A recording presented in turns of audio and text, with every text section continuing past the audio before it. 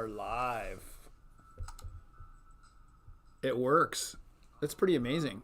Although there's a delay on here, so I got to turn my sound down. All right. Hey, everybody. Welcome to another live. We'll see as people come in. You can let us know where you are coming in from, as well as any questions you have. Thank you, Liddell. It's sounding good. That's awesome. Probably maybe you were here the other day when it wasn't sounding very well. We're doing a bunch of these just to try to get everything going, get it working, sound, video, etc. We've got a lot of cool things for the new year. So this is just like I don't even want to. What do you think? We're beta testing everything. Yeah, it's getting there. We're beta testing everything live and just making sure that stuff works. You know, it's funny. You try to test technology on this, and you can't do it unless you actually go live. So. Let me see. I don't know that I can see all the chats on this. Do you? Sounds great. I can't see. Oh, here we go. Okay. Let's talk about Dad Uni. Let's plug. Yeah, if you guys, Liddell, good, from North Carolina. Good to see you again.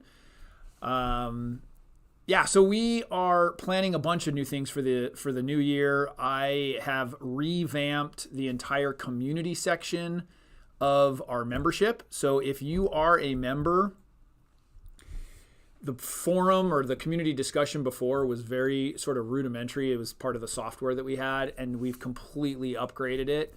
And it gives us the ability to do live streams and chats and breakout rooms and all kinds of stuff within our community system for members. So if you are not a member, go check that out. You can pay what feels good, minimum amount, and get in and chat with other guys and dads and learn something new.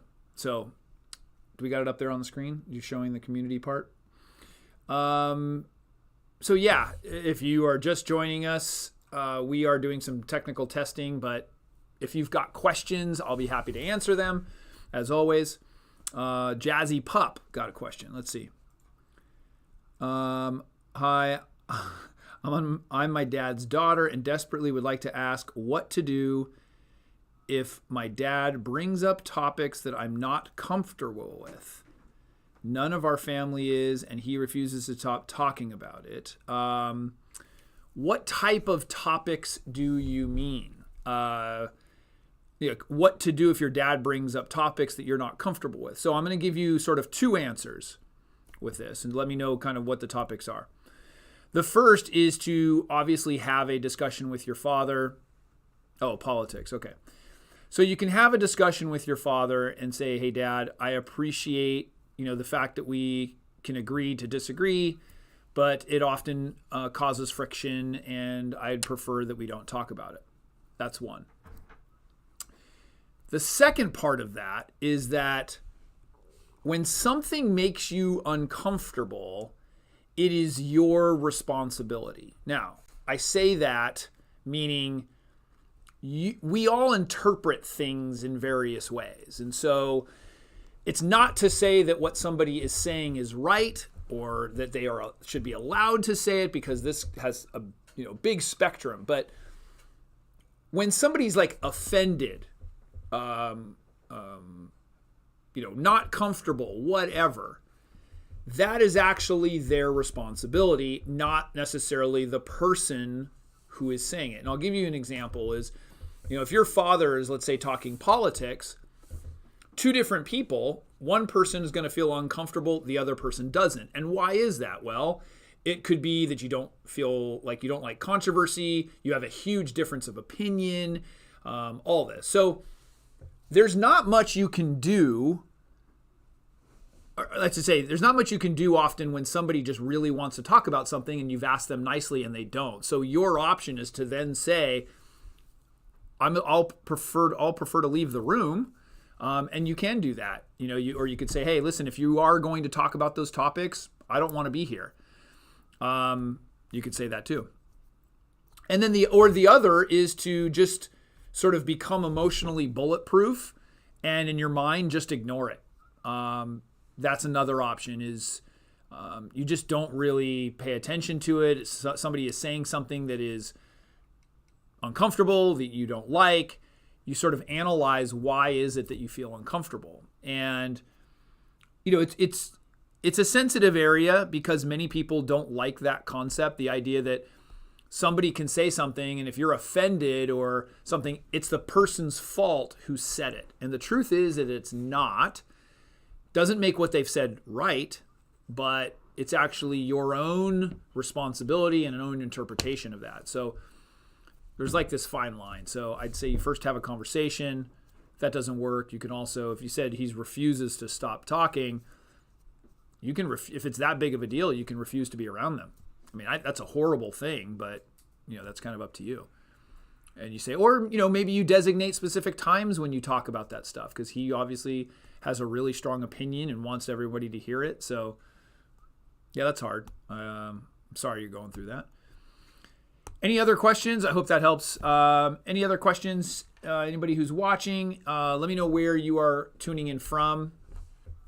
Also, let us know if the sound and video is okay. We're still testing some things, making sure this is working. We got... How do I convince the child that they can't have a digital device until age 11 or 12? So we got a question from TikTok. How do you convince...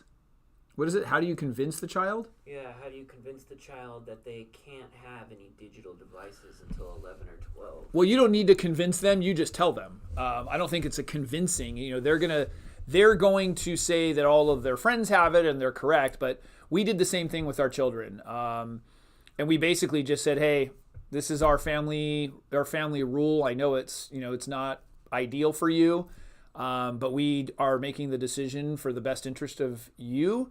And that's our policy. And, you're the parent. You don't need to convince them.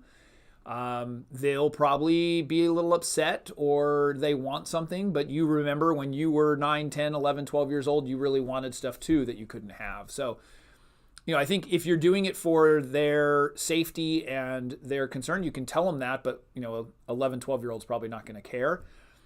So it just becomes like, this is our rule.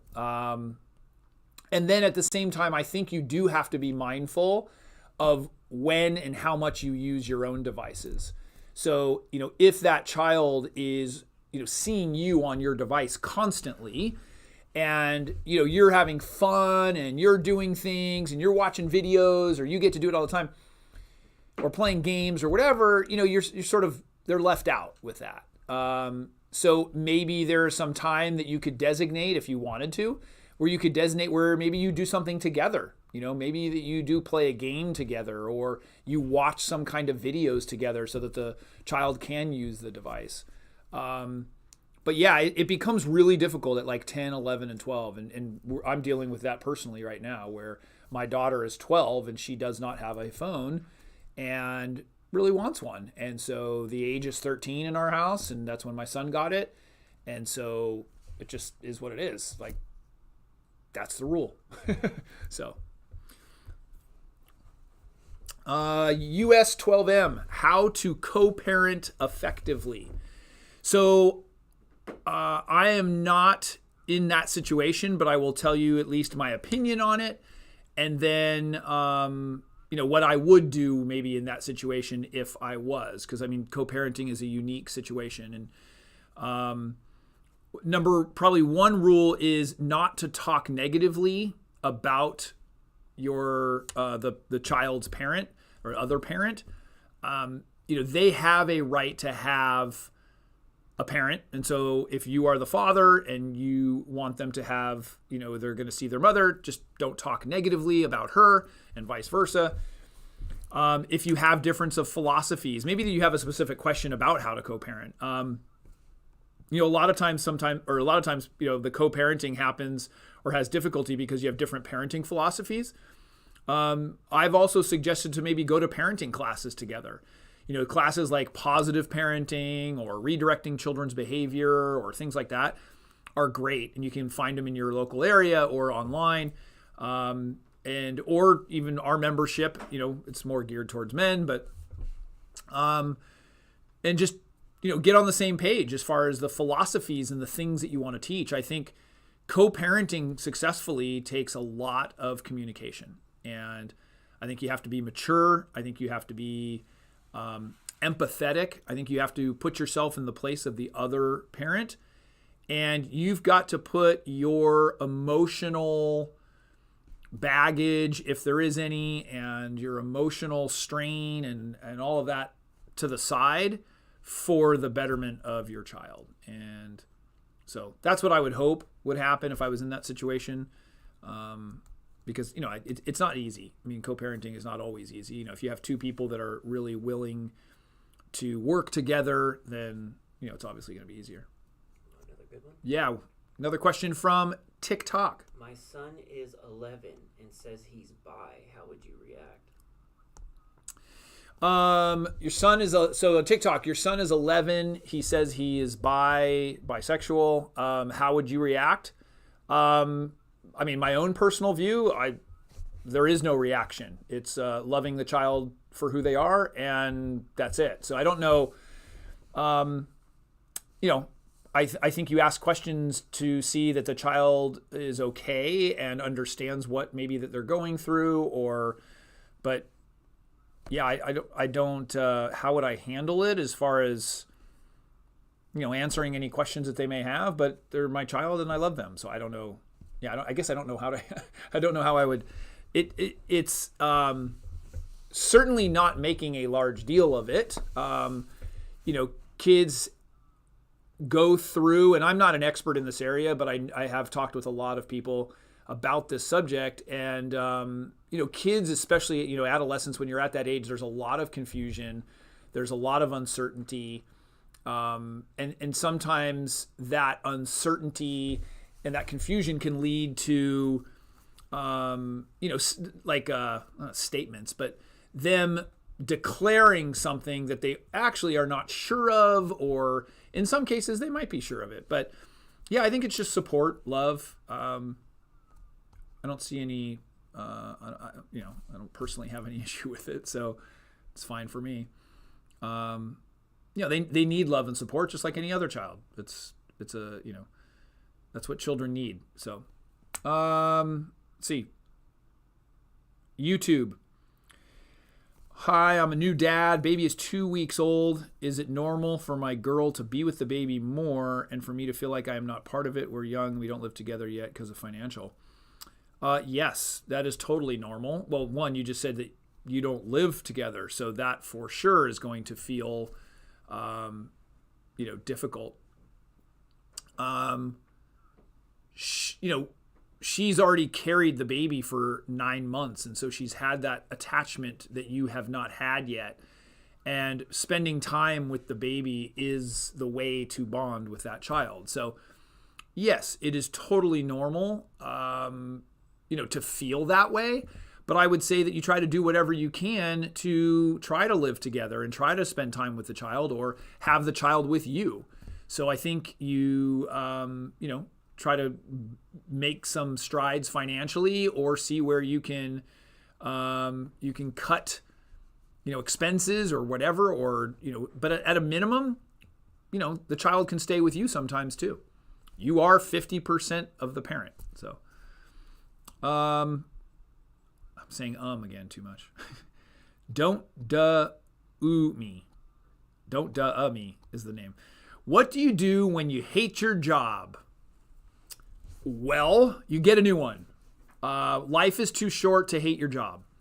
So depending on what job you have, depending on what job you want to be in, don't quit the existing one until you have another one. But, especially if you're in a situation, financial constraints. But life is way too short to not enjoy your job. There's circumstances, of course, that you feel like sometimes you're stuck.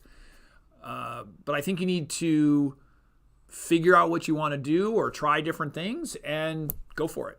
I myself tried many jobs when I was younger and knew that I wanted to work for myself. I knew that I was an entrepreneur. I didn't want to work for somebody else. So I went through school and college and everything else knowing that I was going to work for myself. And that's what I did. Just because I knew that I didn't want to hate my job. I wanted to create the job that I enjoyed. So, and now I get to do that. Nothing over there. Another I got to go to that class and learn how to not say Anybody have any suggestions on how to not say while you are on a live stream? I need to speak more clearly. You know what's funny? When I have something to say, I don't say It's when I am stalling or I'm reading a question or I'm looking at. So when there's questions coming in, I don't have to worry about it. Okay, here we go. Jason, longtime sub, thank you. My wife and I are expecting in May. We are expecting a baby boy. We have all the basic necessities to bring the baby home. What should we expect in the way of surprises? Probably that it's just not going to go the way that you expect. I mean, that's probably the easiest thing to say. I would say not to have too many expectations of how things are going to be. But your life's going to be full of surprises. You'll be surprised on both negatively and positively. You'll be surprised at your, lack of sleep or the baby, going through so many diapers. And then at the same time, you'll be surprised at how amazing you feel for this little thing in front of you. So I don't know that there's any specific surprises that I would say. And why would I tell you that? Because then they're not going to be surprises. Then I ruin it for you. That's, I'm not here to ruin anybody's surprises. So you get to figure them out for yourself. Now, it'll be fun. You'll enjoy it. Plus, you got a long time. May, you've got months. You've got plenty of time to worry about it. And but like you said, if you've got all the basic necessities, then you're good. Most people get too many things anyways, and I talk about that in my videos a lot. People buy too much stuff. You don't need that much stuff. Only get what you really need, not what you want, and wait for the rest. So any other questions coming in? We've got a couple minutes here. This was a technical test that we were doing, and I'm glad it worked out. Everything on our side is going okay. We're making sure we're streaming okay. We're going to be adding some features and adding some things. And for those of you who are not familiar with our membership, go check out the membership on our website, daduniversity.com. We just launched it today, upgraded our community features. So we got live chat, which I'm going to be in there sometimes on a regular basis. We have discussion boards. You can do breakout rooms, all kinds of stuff. It's really, really cool. Go check that out. You can become a member for a very small fee. It's pay what feels good. You get to choose what you want to pay per month. And it all helps us do this channel and do these, do things like this with this live chat. So it's fun. See, now we got these new features where we can show the website up on the screen. That's so cool. Thanks to Luke, who's doing all that. So we've got these.